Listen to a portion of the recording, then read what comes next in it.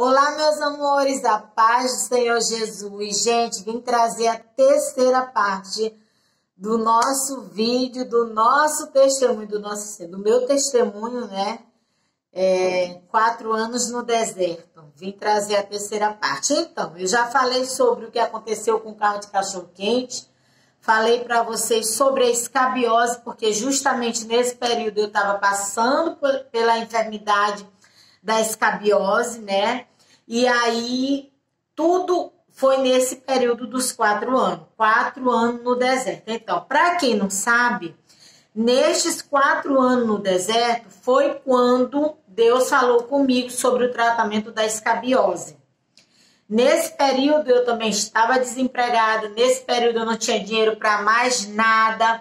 O que aconteceu nesse período? A minha casa foi assaltada. Sim, gente, 4 anos. Quando eu falo 4 anos no deserto, é porque realmente foram 4 anos passando por coisa que eu dizia assim, não, agora não vai acontecer mais nada. Lá estava eu passando por uma tribulação pior do que a outra, entendeu? Então, eu já estava passando pela escabiose, como eu falei para vocês, né? Nesses 4 anos. Nesses 4 anos, eu trabalhei com a venda de cachorro-quente. Olha, eu vou dizer uma coisa aqui para vocês. Mesmo eu desempregada, sem um emprego certo, mas trabalhando com a venda do cachorro-quente, eu ainda ajudava uma família. Eu não ajudava mais de uma, era uma família. Eu lembro que tinha uma família que todos na casa estavam desempregados. E eles moravam em uma kitnet. Então, tinha dia que eles tinham que comer, tinha dia que eles não tinham que comer. Então, o que acontecia? Toda noite eu fazia 5 cachorro-quente para poder doar para essa família, entendeu? Toda noite, para que eles não dormissem com fome. Toda noite eu fazia isso. Tô falando isso aqui, eu nunca tinha falado para ninguém, tô falando isso aqui para vocês. Porque não, as coisas que a gente faz para as outras pessoas, não precisa todo mundo ficar sabendo, entendeu? Eu tô dizendo isso para vocês agora, que é para você ver que mesmo a gente no deserto, na luta, na tribulação, a gente ainda pode abençoar alguém, tá entendendo? Você não pode deixar a amargura invadir o teu coração. Então eu ainda fazia isso. E agora eu vou falar sobre o assalto que a minha casa, né? Minha casa teve um assalto, é assim que eu posso falar, certo? É a terceira parte do testemunho. 4 anos no deserto. Eu tô aqui, ó, 4 anos no deserto. Foram 4 anos mesmo no deserto, né? Foi assim, a gente estava morando numa casa onde tu dizia assim, essa casa é muito segura. A casa, gente, a parede dela tinha mármore, era toda de mármore. A casa era toda forrada, tinha o primeiro andar e o segundo andar. A casa tinha portas em todos os quartos. Tu ia da sala, tinha porta. Na copa tinha outra porta. Para tu descer para a escada tinha outra porta. Então tu dizia assim, essa casa é muito segura, certo? Aí quando foi um belo do dia, eu vou contar 2 testemunhos aqui, tá?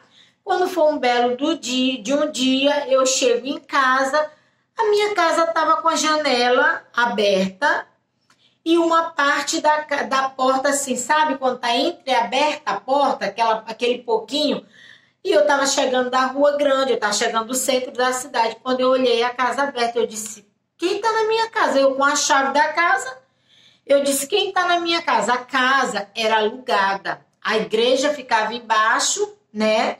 E a minha casa ficava em cima, porque nós também tomava de conta de uma igreja no período. Aí quando eu chego na casa, a dona da casa, que morava em Fortaleza, estava dentro da minha casa, que no caso era a casa dela, mas estava alugada para mim.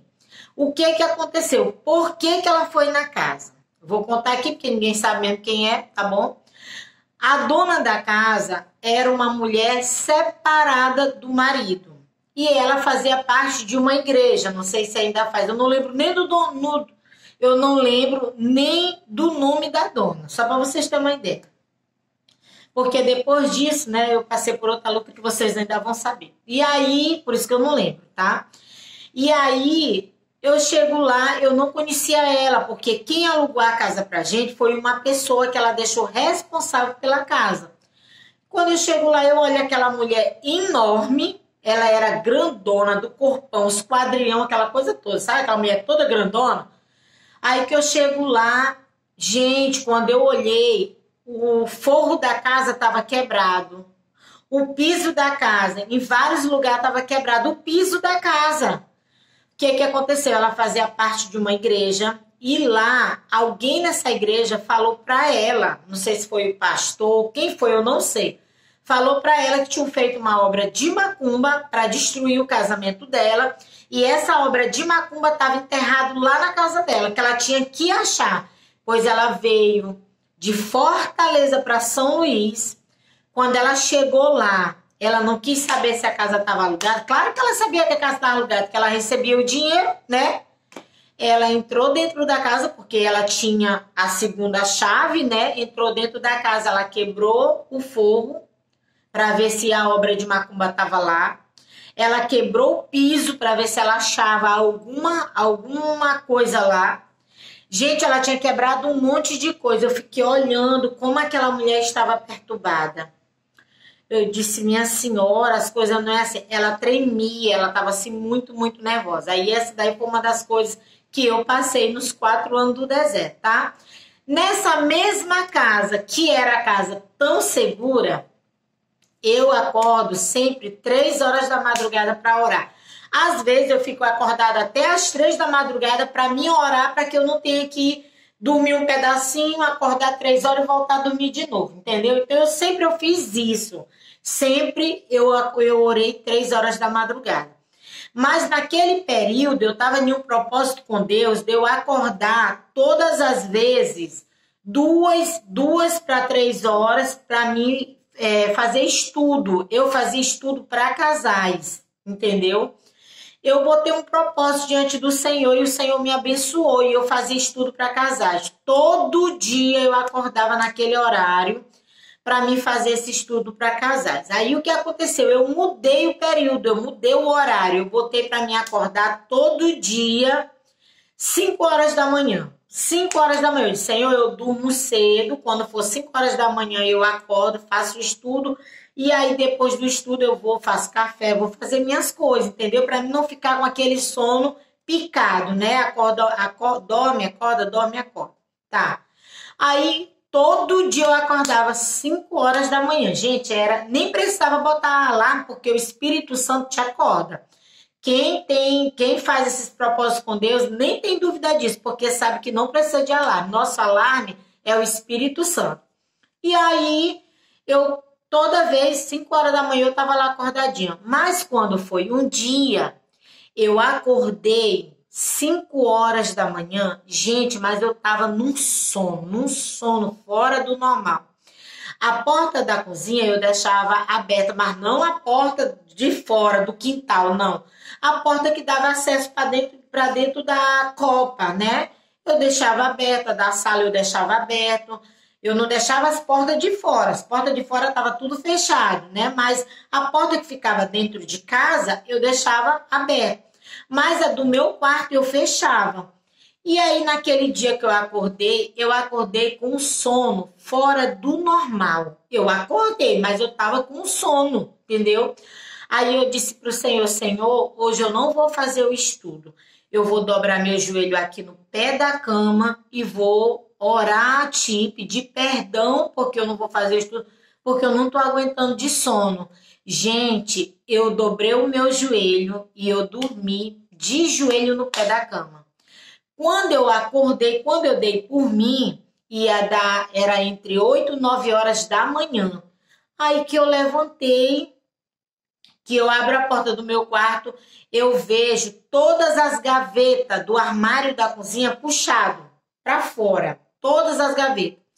A porta da minha máquina de costura aberta, a porta da sala toda aberta e eu vi um clarão na sala. Eu disse, gente, que luz forte é essa? A janela da sala estava aberta. Eu não tinha deixado aberta, eu tinha fechado, né? Era a janela aberta, a porta da cozinha estava toda aberta. E aí, quando eu olhei aquilo ali, foi que eu tive a consciência que nós tínhamos sido assaltados. Quando eu coloquei minha cara do lado de fora da janela, a vizinha da frente disse assim: irmã, assaltaram a casa de vocês essa madrugada. Eu disse: o quê? Ela disse: eu ligava para vocês e você, porque nós tínhamos telefone residencial. Ela disse que ela ligou, o telefone chamava, ela disse que ela escutava a chamada da casa dela e ninguém atendia. Aí a vizinha do lado estava apavorada. Por quê? Gente, tinham levado tanta coisa, você não tem ideia. Ó, levaram, eu vou dizer o que levaram, depois eu conto como que eles entraram dentro da casa, tá? Levaram som, levaram televisão, levaram DVD, levaram liquidificador, levaram ferro de engomar, levaram... Eu não lembro se levaram a botija de gás, o botijão, eu não lembro. Eu sei que eles fizeram um raspa, gente, fizeram um raspa, levaram tudo que puderam. Eles não levaram a minha máquina de costura, porque a minha máquina de costura, sabe aquela máquina que você costura nela, depois você bota ela pra dentro e ela fica tipo assim, suspensa? Eu acho que quando eles abriram a porta, eles não conseguiram ver ela, por isso que eles não levaram. Eu acho que foi isso, né? Mas fizeram um raspa justamente nessa casa que eu dizia que era muito segura. E aí, a vizinha contou pra gente, disse que era 5 caras. Ela disse que a neném dela estava abusando, então ela começou a dando de mamar pra neném dela na sala. E ela começou a ouvir barulhos na rua, porque a rua é estreitinha, né? Quando ela olhou, ela disse que um ficava no pé do portão da vizinha, o outro subia o portão, passava para a varanda da casa da vizinha, da varanda da casa da vizinha, eles passavam para a varanda da casa que eu morava. E aí eles conseguiram, pois depois que aconteceu isso, eu vim saber que esse era o 5º assalto nesta casa. Eles já sabiam como entrar na casa. A dona da casa mesmo disse para mim que uma vez ela dormiu, ela estava muito quente, ela dormiu no chão do terraço. Quando ela acordou, que ela abriu o olho, o cara estava passando por cima dela com a botija de gás. Por cima da mulher, e ela estava grávida. Ela disse que na mesma hora ela fechou o olho. Ai, Jesus, agora a gente sai, né? Na mesma hora ela fechou o olho para ela não morrer. Era o 5º assalto, gente. E você nunca ia imaginar que aquela casa não tinha segurança. Não sei como eles conseguiram entrar ali, não sei. Aí eles disseram que, na verdade, que isso era... Ô, gente, como é que a gente... Um grupo, uma gangue, eu não sei. E a moça disse que eles eram todos, assim, bombadão. Parece gente de academia. Aí eu perguntei para ela, que horas era isso? Ela disse, olha, era 4h30 para 5 horas da manhã. O roubo terminou, ia dar umas 6 horas para 6h30 da manhã. Eles carregando tudo. Disse que era 5 caras. Justamente no horário que eu acordei e eu não consegui levantar para ir para a sala, porque eu acordava e eu ia para a sala para fazer o estudo na sala, entendeu? Gente, eu não tinha condição, parecia assim que eu estava assim meio grogue, parecia assim que eu estava em outro mundo. Eu me ajoelhei, do jeito que eu me ajoelhei no pé da cama, eu dormi.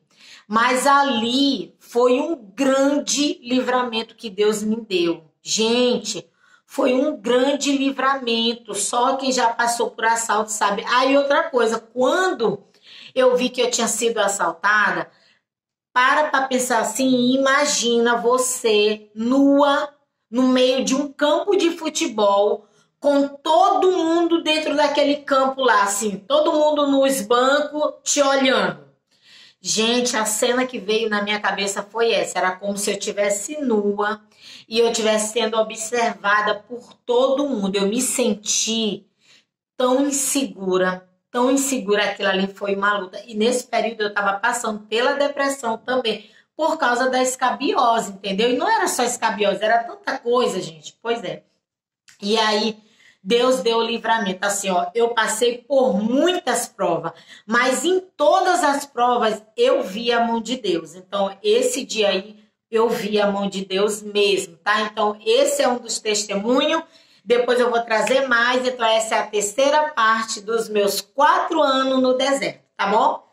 Beijo, que Deus te abençoe, abençoe a tua vida, a tua família. E continua orando por mim, viu, gente? Deus abençoe o teu lar.